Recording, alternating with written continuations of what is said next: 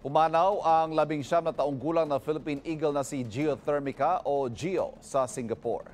Ayon sa Philippine Eagle Foundation, isa siya sa mga ipinadala roon bilang parte ng breeding loan program sa pagitan ng Pilipinas at ng Manday Wildlife Reserve sa Singapore.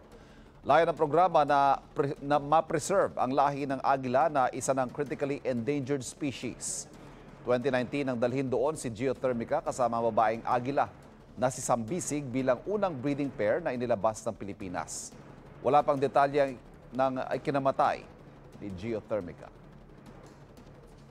Mga kapuso, para laging una sa mga balita, bisitahin at mag-subscribe sa GMA Integrated News sa YouTube. Sa mga kapuso abroad, samahan niyo kami sa GMA Pinoy TV at sa www.gmanews.tv.